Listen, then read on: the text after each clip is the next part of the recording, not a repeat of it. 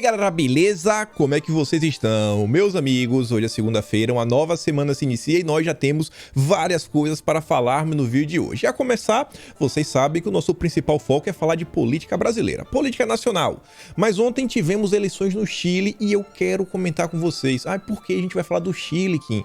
Porque, pessoal, o que aconteceu ontem no Chile pode ser um bom vislumbre para o que nos aguarda em 2022. Várias coisas bem interessantes, inclusive aí ligadas a isentões, voto nulo, abstenções e alguns temas que andam rondando a direita brasileira. Eu vou comentar bastante sobre isso, mostrar também quem estava apoiando o candidato vencedor, né, que é da extrema esquerda.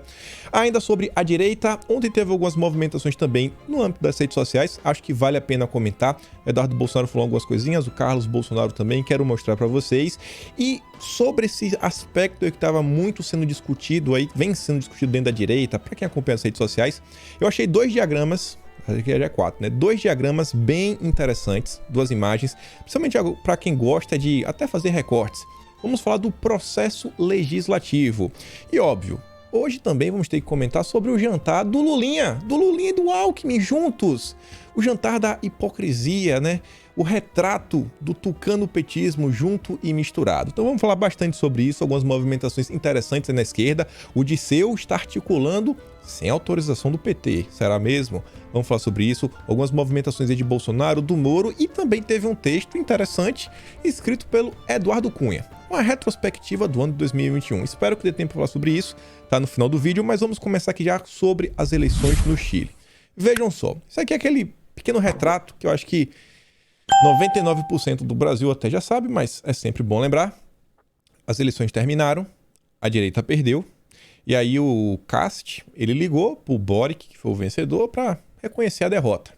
Aí o Guga Chakra fala o seguinte: Gabriel Boric eleito presidente do Chile em uma enorme vitória da esquerda, não da extrema esquerda.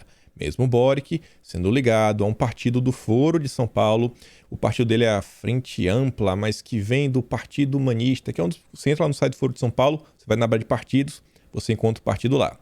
É um cara aí ligado ao marxismo, aquelas revoltas, né, aquelas revoluções que a gente vinha vendo no Chile, para quem acompanhou também nas redes sociais. Então, esse é o cara da esquerda, não da extrema esquerda. Já o Guga Chakra continua falando, ó, o candidato da extrema direita, José Antônio Cast, reconheceu a derrota e parabenizou o vencedor. E aí um cara chamado João Norberto responde o seguinte: na América Latina, o Chile foi o berço do neoliberalismo e será sua tumba. Quem falou isso daí foi o Gabriel Boric, 35 anos, novo presidente do Chile. Por que não chama ele de extrema esquerda? Né? Mas, obviamente, o Guga Chakra não vai falar. É isso que eu quero falar sobre o Chile? Só isso daí? Não, isso aí é bem óbvio, todo mundo já acompanha. Mas tivemos algumas coisas interessantes. A começar por isso daqui, ó. Chile será governado pelo Boric, cara de esquerda, pelos próximos 4 anos. O adversário, o Cast, extrema direita, reconheceu a derrota. Com 92% das urnas apuradas, Boric tem 55% e o Cast 44%. Uma vitória mais ou menos apertada, né? Se o Boric tivesse menos 6% e o Cast mais 6%, tinha levado. E foi um pleito com poucos votos. O Chile não tem uma população tão grande como é no Brasil. Se não me engano, a eleição toda girou em torno de 4 milhões de votos. 4 milhões e um pouquinho. Só que o importante ressaltar que no Chile o voto é facultativo. E por que eu quero destacar isso daí? Menos da metade da população, 47% da população dos mais de 15 milhões de eleitores inscritos no primeiro turno compareceram ao pleito no último dia 21 de novembro. Portanto, a abstenção ganhou ares decisivos no segundo turno. Quando a gente fala que o voto nulo é o voto Lulo, é o do Lula, tá aqui o retrato. As pessoas que deixaram de votar elegeram a esquerda. Sempre que tem... cara, assim, é uma coincidência. Toda vez que as pessoas se abstêm de participar, a esquerda leva. É uma coincidência. Mas quem garante que esses 53% lá que votasse não iria votar também na esquerda? Não sei, é só uma coincidência que toda vez isso acontece. Aí o perfil Giro Latino continua, ó, a apuração segue, mas agora é só para conhecermos números finais. Aí mostrando lá, ó, com 69% mais ou menos das urnas apuradas, a diferença de votos, 569 mil. Com impressionante a margem de Boric após a maioria das pesquisas indicar o empate técnico. O 92% apurado, 865 mil votos de diferença. Olha como foi apertado. Olha como foi apertado. Uma quantidadezinha mínima de pessoas poderia ter feito a diferença. Em um país com uma imensa abstenção. O importante é destacar também o aumento significativo da participação. Não, desculpa, falei 4 milhões, foram 7 milhões. O comparecimento no primeiro turno foi de 7,1 milhão de eleitores. No que foi apurado até aqui agora, tivemos 7,6 milhões de pessoas votando. Perceba, aumentou em torno de meio milhão, 520 mil votos, mais ou menos. Aumentou 520 mil votos. E a diferença é que até então era o empate técnico, o Boric e o Cast estavam empatados tecnicamente, uma diferença de 865. Aqueles 520 mil votos foi a esquerda, né? Deve ter saído de casa. Né? Vamos sair de casa, esses 530 mil votos. Vamos sair pra gente votar no Boric. A esquerda no poder. Enquanto isso, né, a população que resolveu cruzar os braços agora vai ter que aturar. A Sarita fala o seguinte, ó. O Foro de São Paulo já voltou no México, na Venezuela, Bolívia, Peru, Argentina e agora no Chile. Continue flertando com o voto Lulo e com o tanto faz. Se você achar que o Supremo governa o Brasil, hoje, né, espere a esquerda voltar e indicar mais 2 ministros. É questão de sobrevivência. É já ou já era. É exatamente isso daí. Se está ruim agora, então bota o Lula. Ele vai colocar mais 2. Aí você continua reclamando, né? Porque nada muda na visão de muitas pessoas. Eu acho que não é bem assim. Eu acho que muitas pessoas que se frustraram é por esperar uma solução na política. Sendo que a política pode trazer melhoras e pioras. Nunca acaba de vez, nunca soluciona de vez. E aí vejam só. Tivemos uma movimentação importante na véspera das eleições. Franco Parisi, que surpreendeu ao ficar em terceiro lugar no primeiro turno, finalmente abriu apoio para o Cast, ao ver que que impacto isso representa na prática.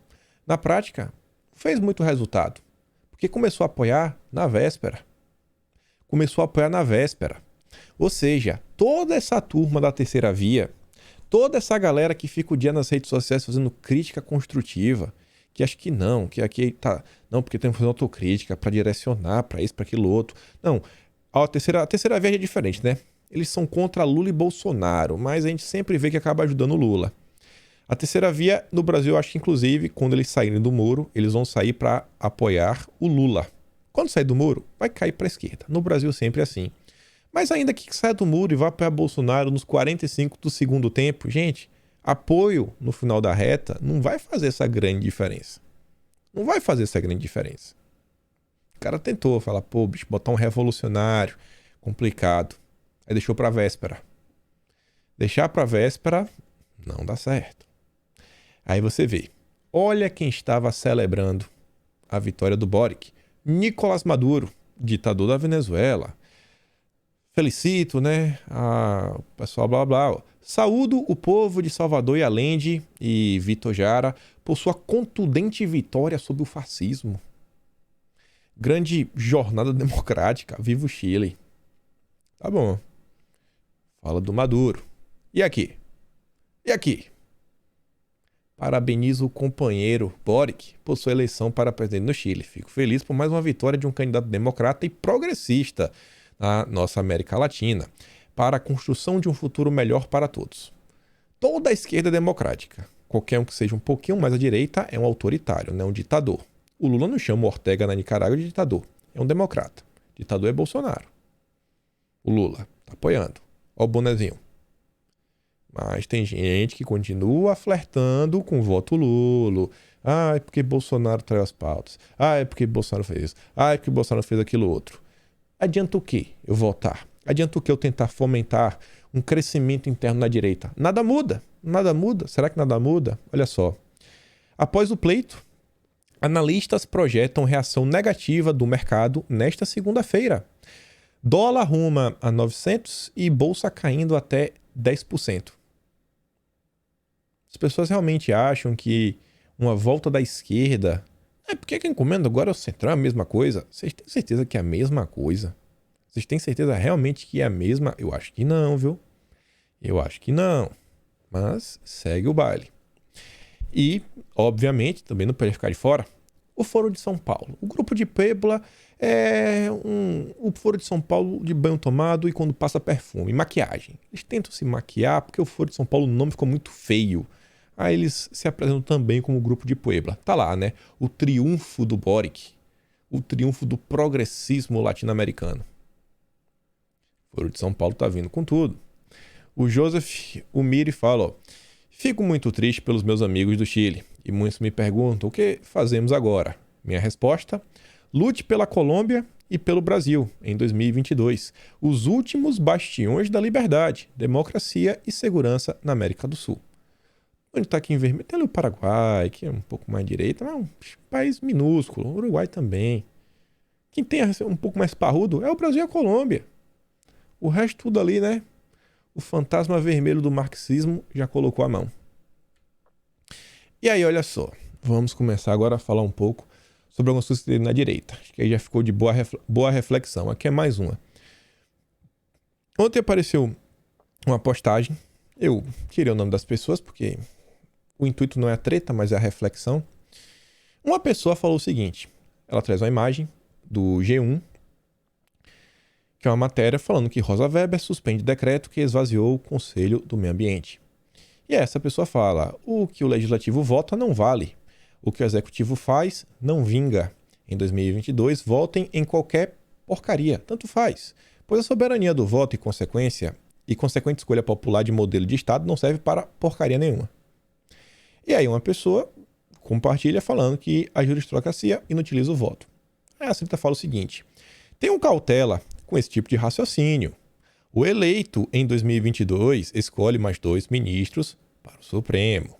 Por maiores que sejam as críticas, as escolhas feitas pelo Bolsonaro, elas não se equivalem aos ministros indicados pela esquerda.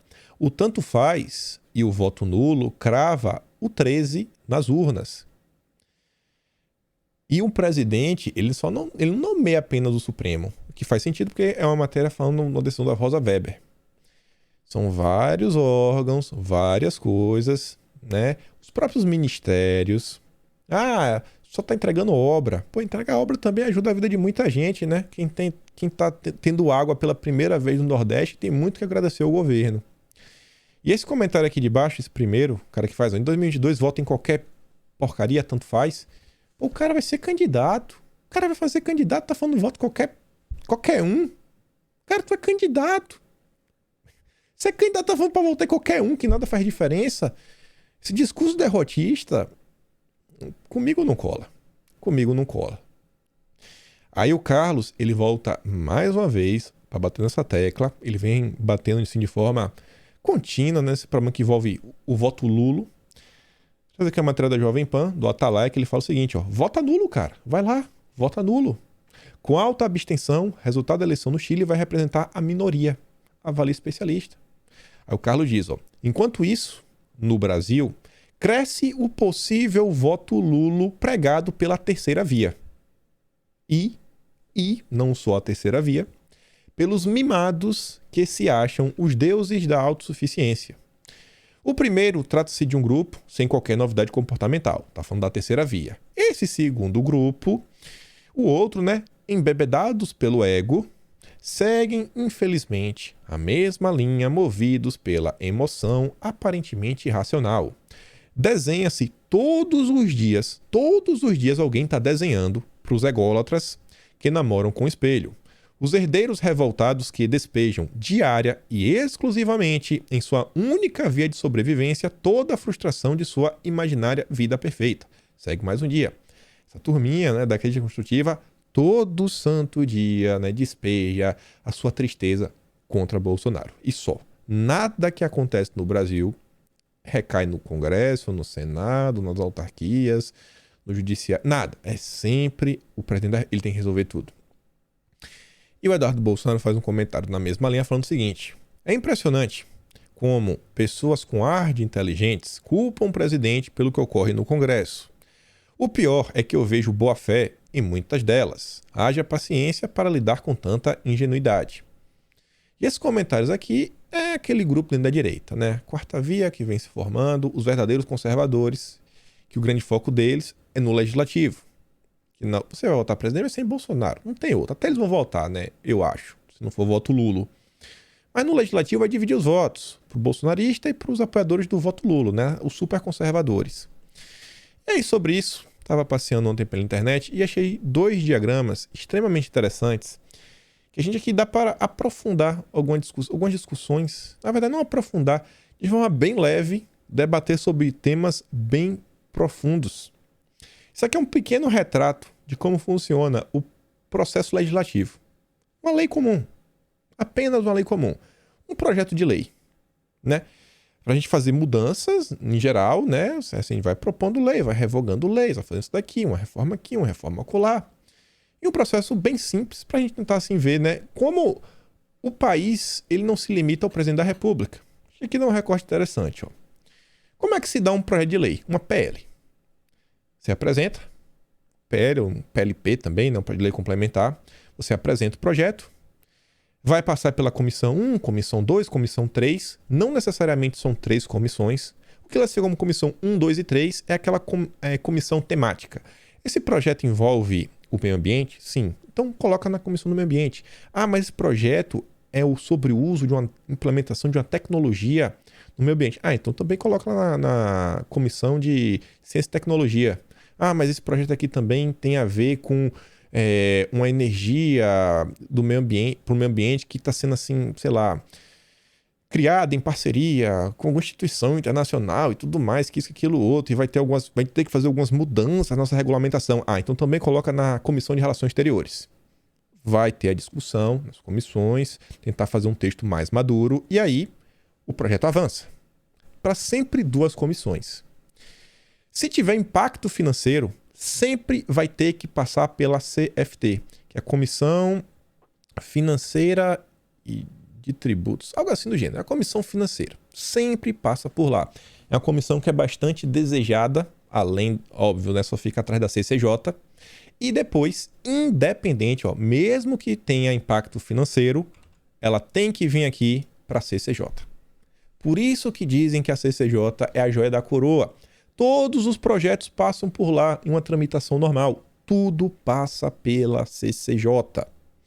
E aqui já dá para ver aquele pequeno vislumbre do que aconteceu desde o final do ano passado e que desagou no dia 1º de fevereiro deste ano. As eleições para a presidência da Câmara e do Senado. Tudo isso daqui é feito por deputados. Todas essas comissões, elas são divididas internamente entre os partidos. E os presidentes destas comissões já são meio que pré-escolhidos durante lá as negociações entre apoios para a eleição da presidência da Câmara. Por que a Bia Kicis conseguiu ser a presidente da CCJ? Porque foi o acerto prévio, que vamos aqui, a gente vai trazer o apoio. E também porque em 2018, vocês elegeram uma grande bancada no PSL. O PSL era o maior partido de toda a Câmara. Né, perdia meio que pro PT, mas como o grupo vencedor foi o do Lira, o primeiro a escolher seria o pessoal do PSL. E aí, em termos também de maturidade, dá uma respirada, o pessoal do PSL voltou a conversar com o Bivar, colocou assim, sabe, sentaram na mesa de forma calma, tranquila. Pô, Bivar, beleza, você fica lá na mesa, você pode pegar lá um cargo na mesa diretora da Câmara, a gente fica com as comissões. E assim, os deputados bolsonaristas conseguiram pegar 4 comissões. Por isso que a gente agora vê tanto falar da Bia Kicis o tempo todo. CCJ. Qualquer projeto vai passar por aqui. Mas, nesse momento aqui, tem muita gente jogando pedra no presidente. Passou aqui, foi aprovado? Foi aprovado? Foi. Assim, ó. Se não precisar ir para o plenário, vai para o Senado.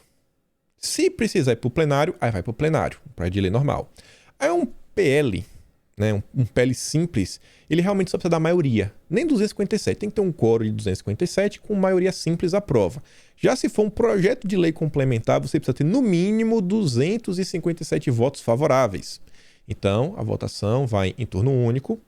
E aí, se passou, vai para o Senado. E vai para o Senado de qualquer forma. Aí, ó. Se o Senado aprovou, com mudanças, volta para a Câmara. Se aprovou sem mudanças, aí vai para o Presidente da República.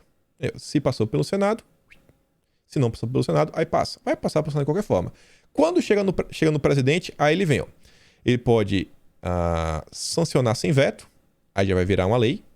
Ele pode sancionar com veto, ou vetar integralmente, e se isso acontecer, vai para o Congresso. E o Congresso vai lidar. Então, olha que de forma bem resumida, que está falando só de um dos poderes, só do poder legislativo. Olha a importância do legislativo no Brasil. Aqui, já é o exemplo da PEC, a tão famosa PEC. Uma PEC é uma lei simples. Agora, quando você quer alterar algo na Constituição, e a Constituição brasileira ela é gigante, ela é imensa, sabe? Eles colocaram tudo na Constituição, inclusive a Previdência. Gente, a Constituição já prevê o regime de previdência do país. Por isso que as pessoas criticam tanto a Constituição brasileira, porque é muito grande. Qualquer mudança precisa de uma PEC, são 308 votos. E aí a PEC ela também é apresentada, só que para ser apresentada tem que ter uma quantidade mínima de assinaturas, são 171 na Câmara, só para você apresentar. Uma vez apresentado, aí vai passar pela CCJ. Mais uma vez a CCJ aparecendo. Olha a importância que foi o governo ter se debruçado sobre as eleições para a Câmara. Não é Senado, Câmara. Passou pela Câmara, vai para a comissão especial. Como foi? O voto auditável. Quem era lá o presidente? O Paulo Eduardo Martins. Quem era o relator? O Felipe Barros. Aprovado, vai para o plenário. Mas não foi nem aprovado lá na época da comissão especial, mesmo assim foi, porque o Lira queria, né, dar uma resposta final para dizer que teve esse, aquele outro, teve jogada, foi lá para o plenário. Mas no trâmite normal, se passou pela comissão especial, vai para o plenário. Aí é votação em 2 turnos, 308 votos. 308. Chora, faz sol, 308. Se ela não foi votada pelos senadores, ou se veio do Senado, mas foi alterada na Câmara, aí vai para o Senado, que também vai votar. E se for aprovada com alterações, vai voltar para a Câmara de novo. Se já foi aprovada no Senado e não foi alterada na Câmara, aí o Congresso pode promulgar. Olha o trabalho. Isso daqui tudo... Qual é a participação do governo nisso daqui? Porque o governo se alocou com o Centrão. Gente, o Centrão, se você esquece o PSL, a gente contou ontem em vídeo, tem 137 deputados. A tal terceira via tem uns 147, 149. A esquerda nessa mesma faixa é de 140, 150. Estão entendendo a dificuldade que é governar um país, colocar as coisas no trilho, conversar com um, conversar com outro, para ter um mínimo de governabilidade? As pessoas às vezes não entendem isso daí. O Adolfo Sachida, que é lá ligado ao Ministério da Economia, ele fala o seguinte, críticas são sempre bem-vindas. O debate honesto de ideias favorece a sociedade. Abaixo algumas das principais medidas aprovadas entre 2019 e 2021, divididas entre consolidação fiscal e reformas pró-mercado. Eis minha opinião, esse é o governo mais reformista desde a redemocratização. Mesmo com todas essas dificuldades no Congresso, o governo conseguiu, nova Previdência, Lei de Contribuinte Legal, Lei Complementar 17320, que é a Lei de Assistência aos Governos Estaduais e Municipais, Resolução do Passivo da Lei Candir, estabelece gatilhos para estados e municípios e melhoras na LRF. Emenda Constitucional 109, a PEC emergencial, as reformas para o mercado, revisão do contrato de concessão onerosa, modernização das normas regulamentadoras de segurança no trabalho, novo FGTS, novo cadastro positivo e medidas para ampliar o crédito, reduzir juros e fomentar inovações, lei de liberdade econômica, melhoria no ambiente de negócios, nova lei do agro, redução dos custos de observância e medidas para o desenvolvimento do mercado de capitais, maior flexibilidade e redução dos custos no crédito imobiliário, novo marco do saneamento. Isso aqui eu já falei tanto, nem vou repetir mais. Lei de falências, lei de licitações, FIAGRO, CPR Verde, autonomia do Banco Central, novo marco do gás, novo marco para agências reguladoras, contas digitais, novo marcos para startups, MP da Eletrobras, ambiente de negócios, 5G e várias concessões de aeroportos, portos, estradas e autorização de ferrovias, novo marco de ferrovias, marco cambial, marco da cabotagem, documento de transporte eletrônico, DTE e recebíveis de caminhoneiro e em breve vem aí o novo marco de garantias. E esses marcos aqui visam facilitar a regulamentação. Enquanto o Sérgio Moro quer meter compliance e tudo que é canto, né, os grandes liberais, colocar SG, a esquerda também quer botar controle, quer agigantar o Estado. A maioria dessas reformas são para diminuir o Estado e oxigenar a vida do empreendedor. Como é que me diz? Não, não fez nada, não muda nada. Eleger Bolsonaro, meu Deus do céu. Pessoas que você vê que são de direita. E é o tempo todo isso nas redes sociais agora, cara. E o grupo vai crescendo. Não fico dando nome de um de outro, porque aí vai treta. Aí você está tentando dividir a direita e tudo mais. É só observar. Tá aí. Eu me recuso que a galera é frouxonário, é Bolsonaro isso, é Bolsonaro aquilo outro, é um covarde. Pelo amor de Deus, pessoal. Aí você vê aqui, ó, governo federal incentiva a volta dos trens de passageiros. Mais uma, é uma lei de incentivo, facilitar para investir no Brasil. Acho que o primeiro aí que eles estão pleiteando é um trecho entre São Paulo e Campinas. Seria um investimento aí de 8 bilhões, acho que é 8 bilhões para construir, 8 milhões. Enfim, é um valor elevado. Acho que é 8 bilhões que era um valor elevado. Mas aí, então vamos aqui ajudar, ver se o pessoal se interessa. Vamos construir aqui umas linhas férreas e tudo mais, passeio, turismo. Nada, a gente já coloca também uns trens de... Realmente assim, de... Meu Deus do céu. De logística, né? De transporte mesmo, de mercadorias, de quebra, né? Já tem o trilho rolando. Vamos botar aí também. Mas... é a mesma coisa, né? Bolsonaro e Lula. É a mesma coisa. É a mesma coisa. Eu acho assim, que se fosse a mesma coisa, nesse jantarzinho que teve ontem, né? Dos melhores, a gente teria visto várias pessoas ligadas ao bolsonarismo, né? Como dizem, já que Bolsonaro não é mais conservador. E não foi isso que eu vi. Todas as pessoas que estavam nesse jantar odeiam Bolsonaro, não querem estar com ele nem para dar bom dia. E eu quero mostrar aqui para vocês, não só essa imagem, quero mostrar o videozinho, porque tem uma pequena legenda do cara comentando quem estava neste evento. Olha só esse daqui. Vou botar aqui do início. Gilberto Kassab, Omar. Ó o Haddad ali. Geraldo Alckmin ali. Márcio França. Márcio França. Ó o Alckmin. Todos que estão aqui presentes. Ó o Molon. Paulinho da Força. Sentado ali atrás do Paulinho, aquela cabeça branca, Vigílio do PSDB.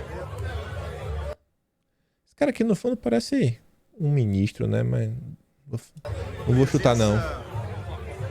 Marília Reis, uma presença... Marília Reis do PT. Diversos partidos políticos. Se você leu o José Guimarães, que ele passou no último. Aí você vê aqui, ó. Renatinho, ó. O ministro da Justiça do Lula e do Alckmin chegando no jantar.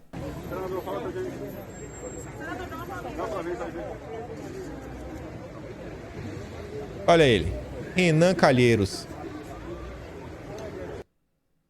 Aí quer me falar que o governo atual é igual, que é tudo igual. É tudo igual as coisas que estão acontecendo. Quem também estava no evento? Augusto de Arruda Botelho. Tava lá, não, tô aqui, vou fazer lá no meu Instagram, vou trazer uma divulgação. Vou estar lá com Lula, com Haddad, com Márcio França. Só a nata da nata da nata. O Wellington Dias, ele levou Rafael, esqueci o sobrenome.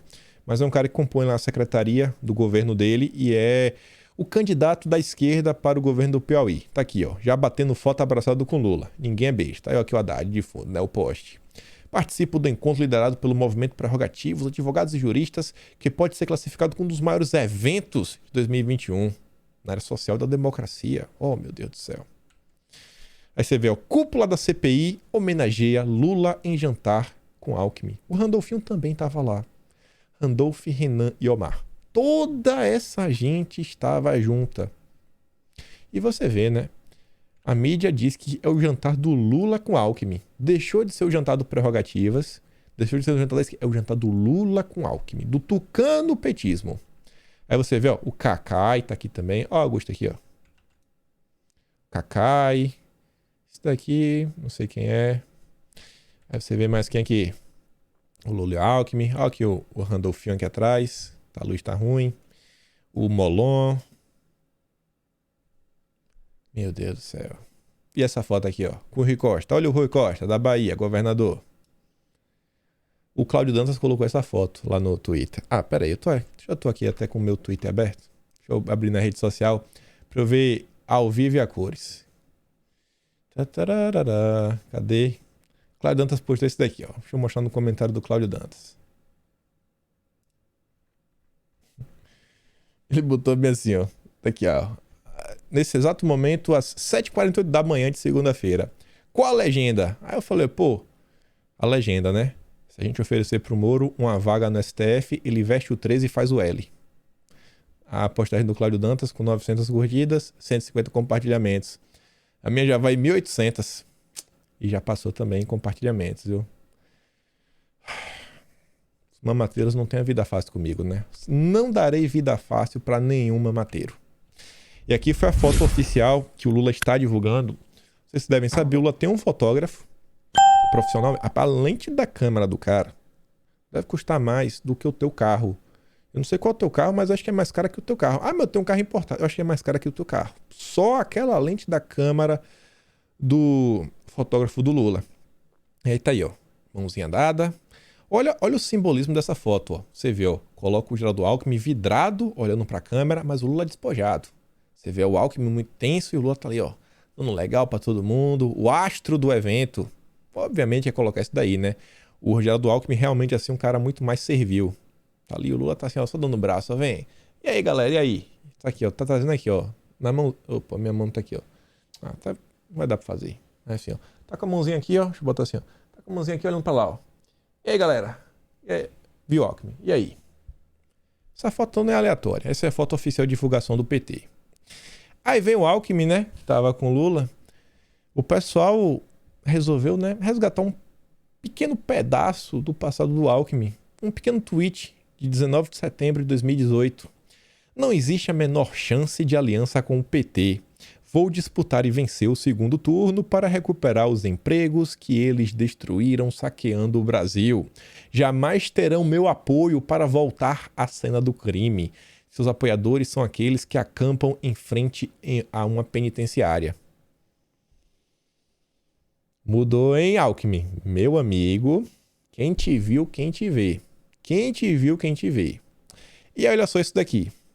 Lula está animado com Alckmin de vice. Diz aí a maior liderança do PT no Rio, que é o André Siciliano, presidente da LERJ. Nós precisamos ter um vice ligado à política. Um vice que vai unir. Quando você faz uma aliança, você quer somar. Quando você faz uma aliança com alguém do mesmo campo, você não somou. A possibilidade do Alckmin ser vice é muito importante. Eu acho que ele seria um vice excepcional para esse momento de unificar a política.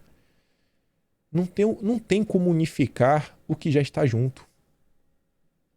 A Estratégia das Tesouras já é conhecida porque acompanha a política. O PSDB e o PT sempre foram a mesma coisa. A mesma coisa. Nossa prioridade é a candidatura do ex-presidente Lula. Então pode ser que no futuro o PT tenha que abrir mão de uma candidatura ao Senado para um aliado. Ele aqui já falando, né, daquelas negociações que a gente vem comentando, né, aí de forma rotineira, que envolve o PT, PSD, PSB. E aí olha só, Lulinha fez um discurso. A Glaze, né, ao fundo. Ai, olha isso daqui. Ah, Lulinha. É muita cara de pau, viu? Pra não falar hipocrisia. Nós somos o partido mais importante da esquerda brasileira. E também eu tenho que respeitar o Alckmin, que o Alckmin deixou o PSDB. Ele ainda não tem partido filiado, ele vai se filiar a um partido político. Eu não sei qual é o partido que ele vai se filiar. E quem vai dizer se a gente pode se juntar ou não é o meu partido e o partido dele. Então nós temos que ter paciência. Nada acontece para o vice antes de acontecer para o presidente. Então, primeiro, nós temos que definir quem vai ser a presidenta, quanto vai ser, para a gente discutir quem vai ser vice. Independente de qualquer coisa, eu quero dizer para vocês que eu aprendi a respeitar determinadas pessoas. Rapaz, aprendeu a respeitar. Parabéns, Lula. Parabéns. Mas ele falou algumas coisas interessantes. Duas. Primeiro, nada vem primeiro pro vice do que não presidente. Ou seja, primeiro eu, viu, Alckmin? Você relaxa. Você é o número 2. A gente não sabe nesse número 2, né? Porque o PT gosta do poder. Então, assim, entre o Lula e o Alckmin, a gente sabe que vai existir mais algumas pessoas. Quem sabe talvez o Disseu, a própria Gleisi Hoffmann, enfim. Segundo o Lula, fala o seguinte, vai depender do meu partido e do dele. O Alckmin não tem nem partido. Não tem partido. O que ele está falando é o seguinte, isso vai depender também de uma articulação entre partidos, em uma aliança. E quando o Lula fala do meu partido, gente, o Lula manda no PT. Qualquer desejo do Lula é uma ordem. Não tem o meu partido e o dele, é o que eu quero. Porque eu venho primeiro. Essa é a mensagem. Aí o Alckmin diz, né? Ainda estou conversando com Lula. Ah, vá. Sentado na mesma mesa. O pessoal tentou evitar na mesma mesa, que ia ficar assim meio... Ia ficar muito na cara, né? Mas não, sentaram na mesma mesa. O ex-governador de São Paulo, Alckmin, afirmou à coluna que durante o jantar em homenagem a Lula, teve pouca oportunidade para conversar com o ex-presidente. Segundo o ex-tucano, o encontro foi uma oportunidade para que o primeiro contato público entre ele e o petista acontecesse. Ainda estou conversando com Lula. Hoje foi muita confusão. Muita gente, disse o Alckmin. Olha só. Essa matéria é interessante, mas ela só faz sentido se você acompanha a política diariamente. E como a gente acompanha diariamente, todos os dias a gente está aqui. Olha a manchete. Siqueira, que é do PSB, vê Alckmin distante do PSB. Ele que lute para serviço do Lula. Uai. Mas o PSB estava tão animado. Agora já tá de bico fechado. O que é que tá acontecendo, rapaz? Torcendo o bico aí. Chefe nacional do PSB, o Siqueira, não se convenceu sobre a possível filiação do Alckmin ao partido para serviço do Lula. Para o socialista, o ex-tucano terá de se reinventar para conseguir ter alguma identidade com o partido. Ué, mas eles estavam falando o tempo todo que não, que o PSB está disposto a modificar, para abrir espaço, para um pensamento diferente, tudo em nome de uma união para derrotar o bolsonarismo. Temos visões diferentes sobre sociedade, política e economia, disse Siqueira sobre o Alckmin. Sabe qual é a variante que falta nisso daí? É o seguinte, essa postagem, ela é de ontem, né? Saiu pela manhã, foi atualizada a meio-dia, por mais que ele colocou aqui a atualização dia 17, você vê, a publicação foi 19, ele errou na data. Essa matéria foi de ontem de manhã, foi atualizada ao meio-dia. E ontem nós tivemos alguns eventos além do jantar. O Alckmin, ele já tinha encontro marcado durante o final de semana com Siqueira. A gente comentou, foi ontem ou foi anteontem. Já estava na agenda. Então, essa fala do Siqueira é após a conversa com o Alckmin. Sentaram para conversar e não deu certo. Então, naquele momento, assim, acho que uns 2 dias atrás, ou foi ontem, a gente comentou assim que, pô, talvez não ia estar na mesma mesa, para não falar que tá muito perto, tudo mais, deixar meio assim, meio aquilo outro. Talvez o Alckmin agora sentou na mesma mesa de propósito para mostrar assim, uma simbologia que, olha só, eu e Lula estamos fechados. E aí o Alckmin, ele cresce no poder de barganha dele, na hora de negociação com algum partido. Olha a simbologia de uma simples sentada na mesa. E para você ver que isso faz sentido do que eu estou falando, olha isso daqui. Em jantar, Lula propõe Alckmin no PSD do Kassab. Em uma sala reservada, segundo um dos presidentes, Lula confirmou que quer mesmo Alckmin como vice em sua chapa, mas preferencialmente pelo PSD, que por hora sustenta a pré-candidatura do Pacheco. Pacheco, né? Oh, meu Deus. Se falar pro Kassab, na hora ele chuta o Pacheco.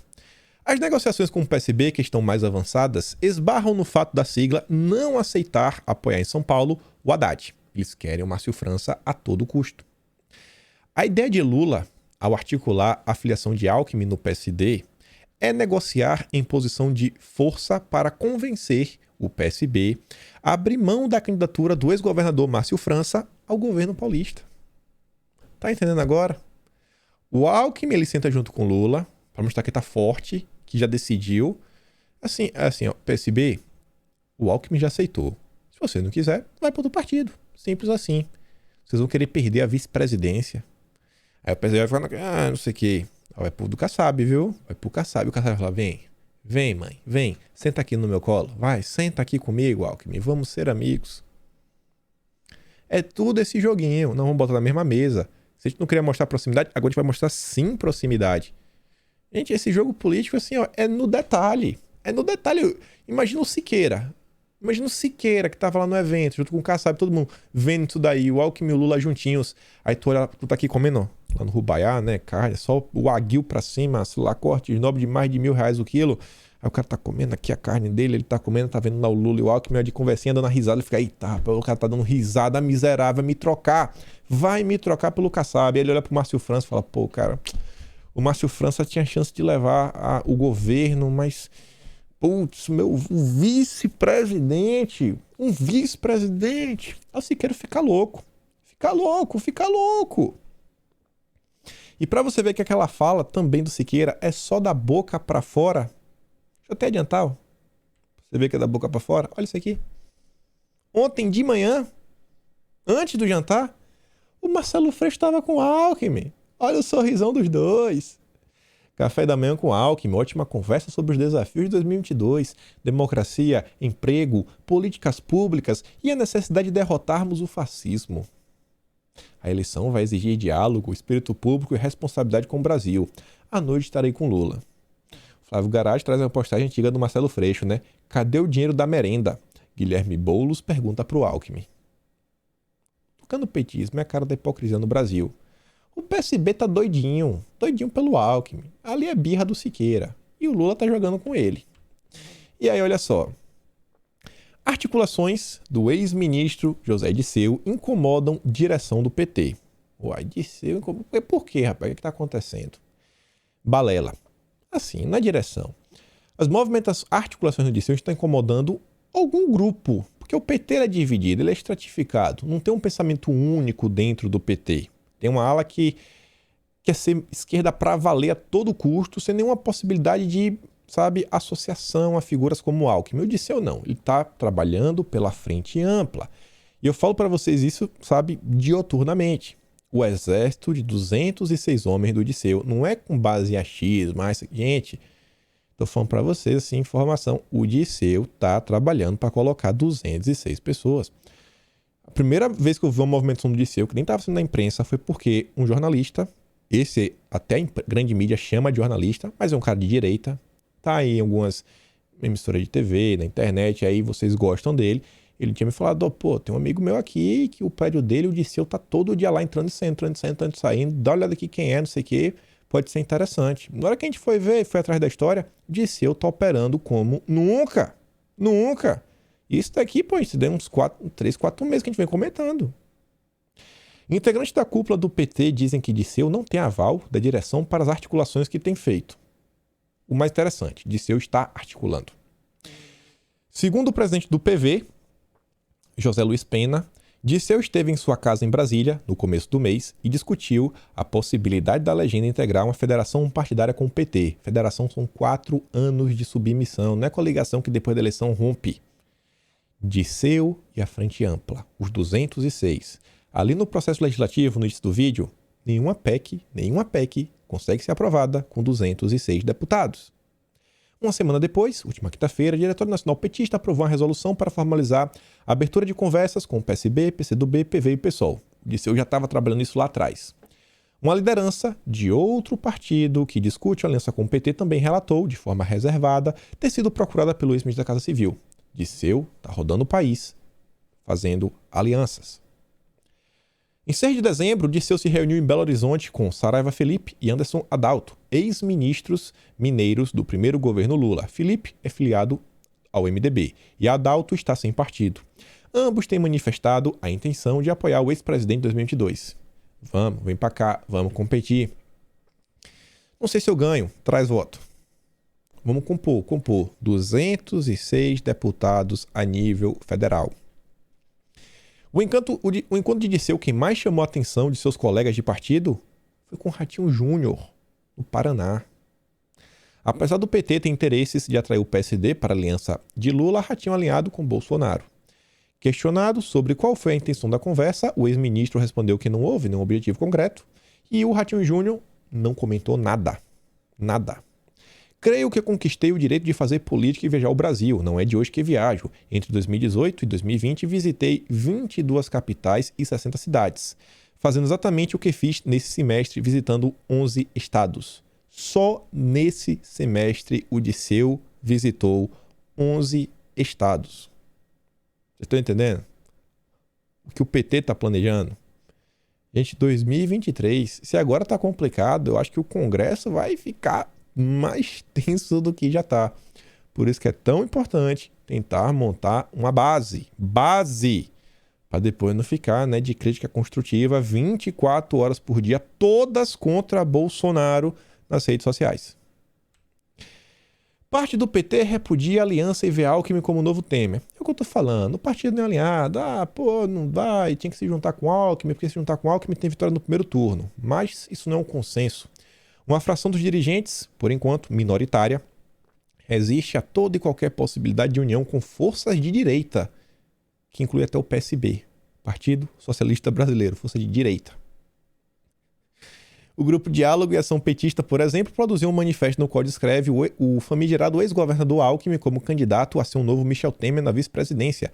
Para eles, Temer e o MDB, assim como o PSB e outros partidos burgueses, conspiraram e executaram um golpe contra Dilma em 2016. Ai, ai, ai. E já que estava mostrando aí o retrato da hipocrisia da esquerda, vou mostrar aqui também um retrato da hipocrisia da esquerda, né? Porque o Moro é um cara de esquerda. Lá vem o Moro, o humildão, o juiz pobre que passa natais em Nova York com a família, né? Tweetando do iMac quando ele tá em casa, porque na rua ele tweeta do iPhone, né? Mas é muito pobre, anda de jatinho. Humildão, humildão. Aí ele vai falar o seguinte, ó. Temos que discutir propostas para o país, mas preciso rebater as mentiras dos blogs petistas que têm inventado um adversário competitivo. Não morei em casa de aluguel de 50 mil reais por mês. E a foto e endereço usados na matéria são falsos. Todas as matérias serão desmentidas. Beleza, pode ser falso. Mas é interessante é ver isso daqui, ó. Moro recebe auxílio moradia mesmo tendo um imóvel em Curitiba. Esse aí é o grande juiz paladino da moralidade. A Lisa diz, né? Falso moralismo. O Moro recebia quase R$4.400, que eu acho que é um salário assim que acho que a maioria de vocês fala, cara, se eu ganhasse R$4.400, como ia ser bom, né? E isso em 2018. Mesmo morando em imóvel próprio localizado a 3 quilômetros de seu trabalho em Curitiba. Ou é fake news da Veja? É o Moro, é o Moro, é o Moro. Ah, olha só isso daqui. 2 notícias que confirmam o que eu falei para vocês. Falei para vocês que Moro ele seria impeachmentado de forma rápida caso ele vencesse, porque esse é o clima que roda nas conversas de bastidores, e que o Moro não tinha apoio do mercado financeiro. A gente vai falar sobre isso já já. Moro delega articulação política à presidente do Podemos. Filiado ao Podemos há pouco mais de um mês, o ex-ministro da Justiça Sérgio Moro já experimenta obstáculos na articulação para consolidar uma candidatura à presidência em 2022. Além do ambiente hostil de parte do mundo político por causa de sua atuação como juiz da Lava Jato, Moro ainda enfrenta a resistência de setores do próprio partido. Gente, um cara que não consegue lidar com o próprio partido, ele consegue lidar com o Congresso? Moro, se o país com o Bolsonaro está quase ingovernável, Moro cai em 90 dias. A tarefa de costurar eventuais alianças e apoios foi delegada à presidente da legenda, a deputada federal Renata Abreu. Vai lá, Renata, tenta salvar o Moro. E o outro aspecto, saiu ontem, o inimigo de Sérgio Moro. O Morinho tem um inimigo no mercado financeiro. Chama-se André Esteves, do BTG Pactual. Acho que é um dos bancos aí mais influentes dentro da política atualmente. Manda muito, um cara poderoso, André Esteves. Esteves está empenhado em desconstruir o ex-juiz da Lava Jato nas conversas que mantém com grandes empresários, agentes do mercado financeiro e até atores políticos. O banqueiro que chegou a ficar preso em Bangu 8, acho que foi por questão assim de 5 dias, foi pouco tempo, foi muito tempo não, faz questão de dizer que foi vítima do que chama de estado policial. Afirma que se Moro foi eleito, dará ao Ministério Público novo ânimo para o que ele chama de justiçamentos.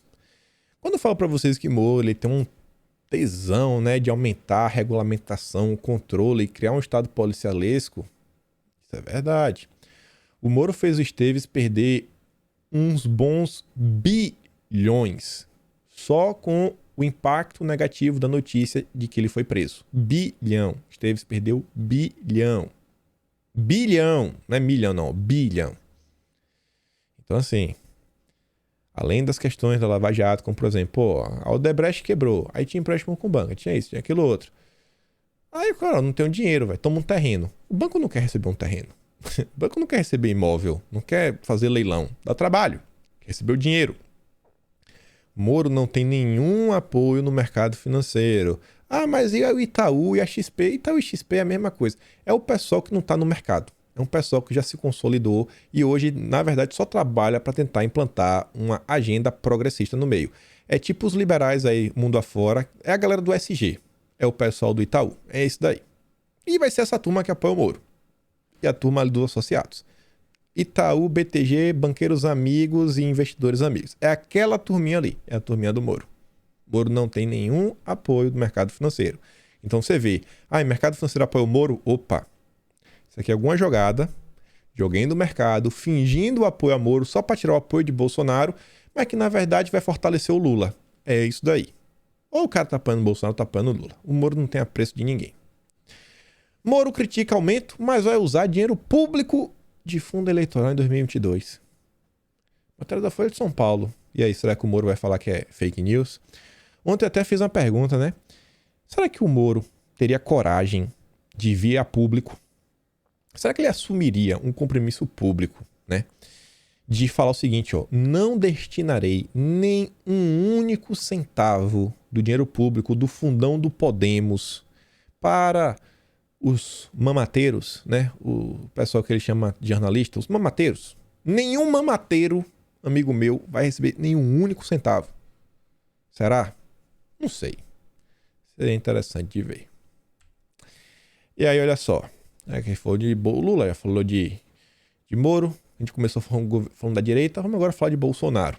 Falou algumas coisas interessantes sobre o vice. Bolsonaro volta até cogitar o nome do Mourão de novo. Sim, voltou a cogitar o nome do Mourão. Bolsonaro diz querer vice que o ajude caso seja reeleito.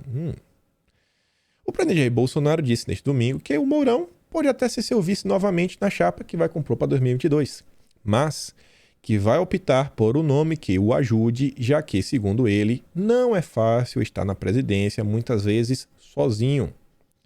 O problema do Mourão não é porque o Mourão é um traidor, que o Mourão é isso, aquilo.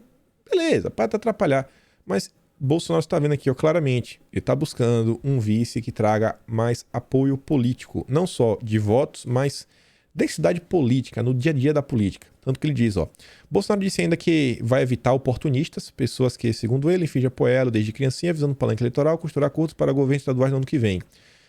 Eu nem coloquei aqui, tinha outro parágrafo interessante que era mais o seguinte, quando você acerta, Bolsonaro fala mais assim, ó, quando você faz uma coisa boa, você recebe um tapinha nas costas. Mas quando aparece um problema, todo mundo desaparece.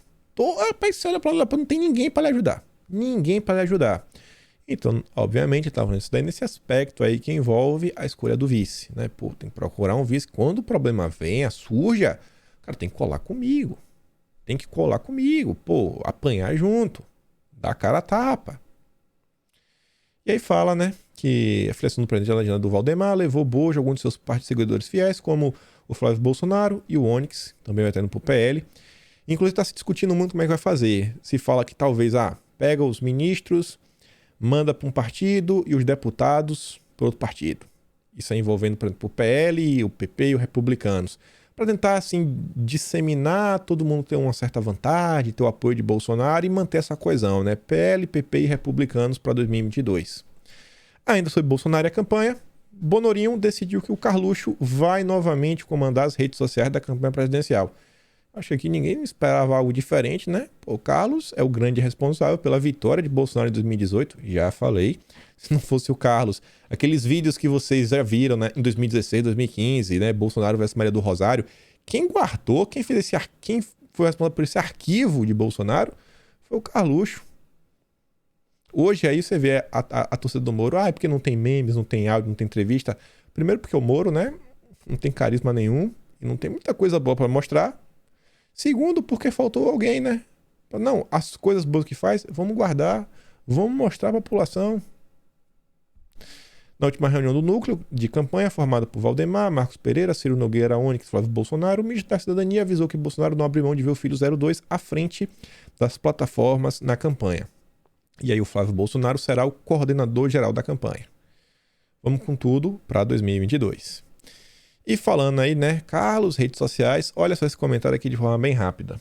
Lá vem um Conrado Hubner, aí um grande professor da USP, escreve na Folha de São Paulo. O Telegram pode não dar vitória eleitoral a Bolsonaro, mas é uma ferramenta ainda mais poderosa para a radicalização da extrema-direita que o YouTube e o Facebook. Um TSE analógico prometeu ser muito rigoroso com isso em 2022, tanto quanto em 2018.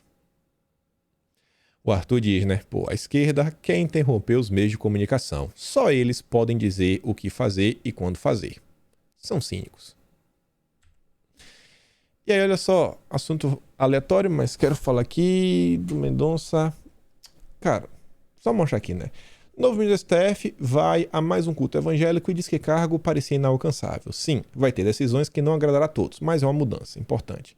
Só mostrando mais uma vez, né, a força dos evangélicos. O Mendonça tá rodando o Brasil e agradecendo. Dá uma pausa aí, dá uma lida. Isso aqui é interessante. Problemas que o Mendonça pode vir a ter. Dá uma pausa aí também, dá uma lida.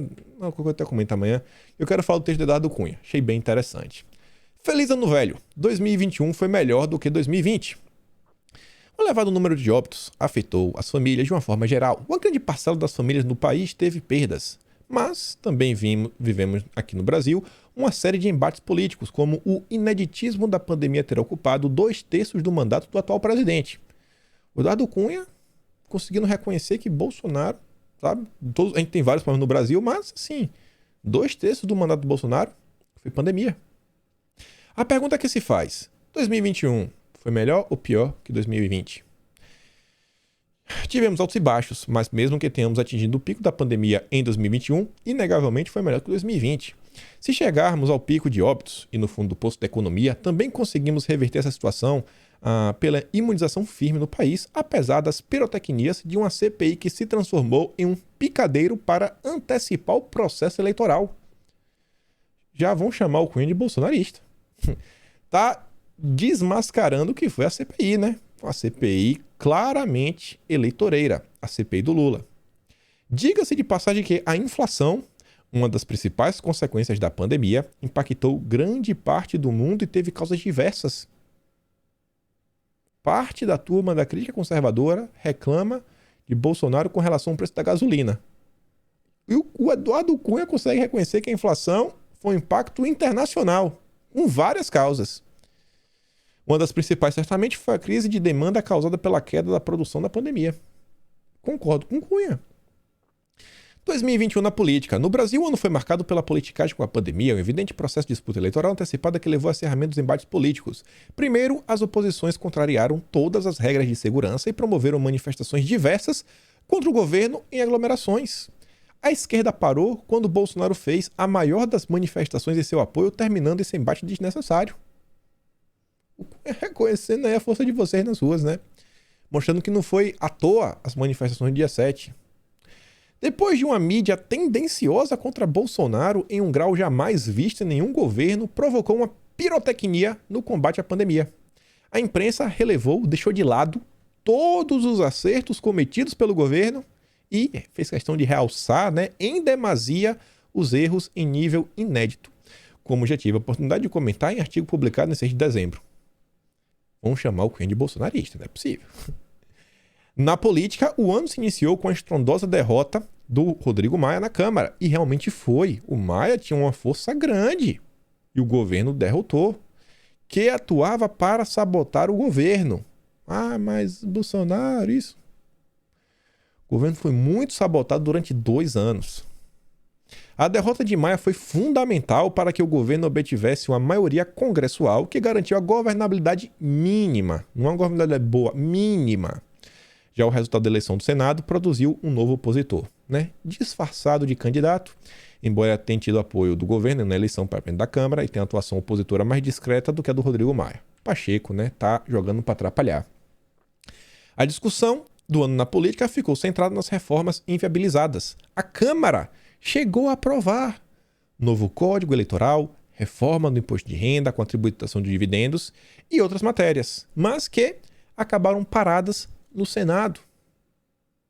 O Senado tornou-se a casa mais de oposição em 2021, além de dificultar ou impedir a aprovação de matérias propostas pelo governo. Não precisa falar, né? Ainda teve também a CPI. Na prática, a estabilidade política causada pela derrota de Rodrigo Maia na eleição da Câmara fez com que o país tivesse um mínimo de normalidade, deixando a histeria oposicionista em segundo plano, mesmo com a CPI incensada pela mídia. Imagina o país sem a CPI. Imagina. Cara. O governo terminou o ano com uma estrondosa vitória política. PEC dos precatórios. Ele fala várias outras coisas no texto. Eu só queria trazer para fechar, por mais uma vez, né, a galera que acha que nada acontece, isso aqui, aquilo tudo, blá blá blá. Enfim, lembra de curtir e compartilhar e a gente se vê amanhã. Fui, meus amigos.